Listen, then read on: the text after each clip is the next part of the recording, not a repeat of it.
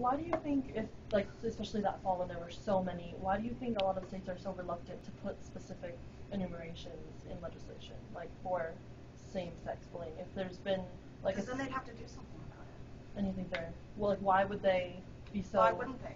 You answer that question. Why don't they want to do something about it? Try to answer that question.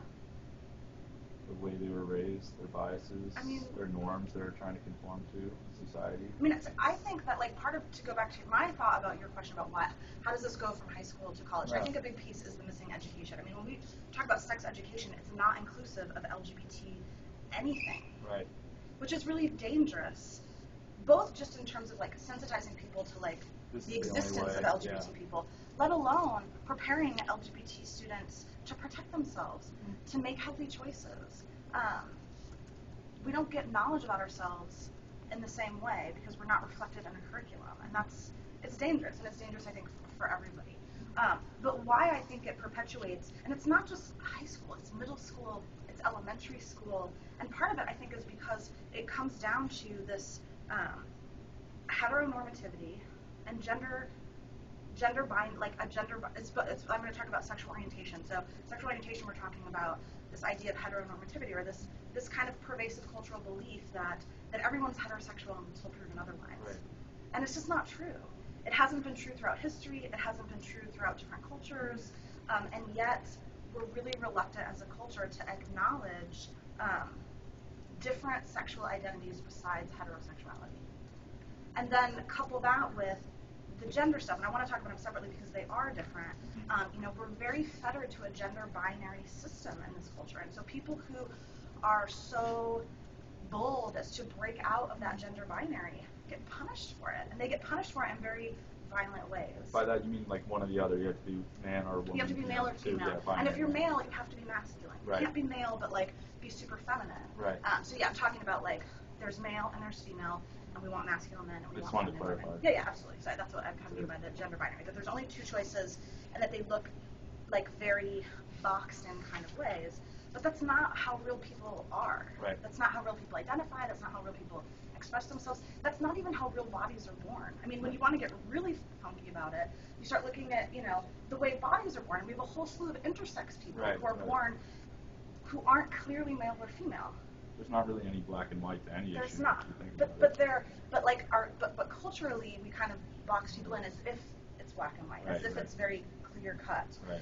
And so, and that starts at birth. Yeah. I mean, it starts every time, a parent tells their young son to, like, man up, suck it up, don't cry, don't, or whatever, or. I'm taking the politics of difference class, which talks about these issues in gender, sex, and ability and types of things. And one thing about birth that we talked about is also in one of the readings is how boys wear blue clothes, they go in blue, and girls pink, and just it starts the norms, right? Where they start seeing them even before they can talk, and it's like I don't know. What do you guys think about that? We're just kind of groomed to think that way from the very beginning. And it's kind of a problem. What do you guys think?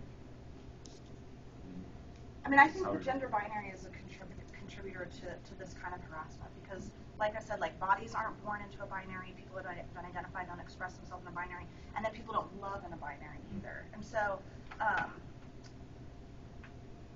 so I think any kind of cultural norms that perpetuate this idea that these very rigid stereotypes make it harder for people to break out of them as they grow up.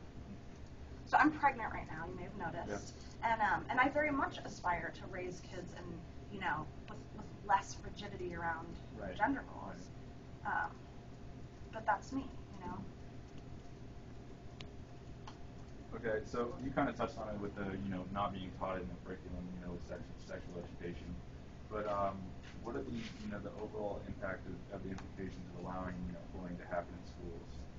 What does this lead to in the working world? To after when you're starting your career outside of school? Well, so so bullying is a form of oppression. So it's someone who feels they have the right to put somebody else down, and ultimately it affects it affects health and well-being. It affects academic outcomes. The students are less likely to go to school. They're less likely, their grades are going to be poor. They're going to have less opportunities afforded to them because, and oftentimes it's not that they don't want to learn. It's just that they don't feel like they're in a safe, inclusive environment, or they're not being taught something that's interesting to them. So, and ultimately, high school is high school and college are very important developmental years to where, people are, the trajectory their life takes is often, a good indicator of what kind of life they're going to have as adults. And, the impact is, it's hard to imagine because it's just like, limiting somebody's opportunity to be the best that they can be is, it's going to impact them. It's going to impact, their current family and their future family and the community that surrounds them. So, you would say it's life-changing, pretty much. Oh, definitely, yeah. It's definitely life-changing. Do you want to add anything? The overall implications of seeing this bullying happen in high school and college, and what it leads to? Yeah, I think you really cover it. I think it's problematic, but it's not just on individual schools. It's a pervasive problem in society, which is why we see it manifest in schools, but we see it again manifest in colleges. We see it manifest in families. We see it manifest in all kinds of institutions. And so, I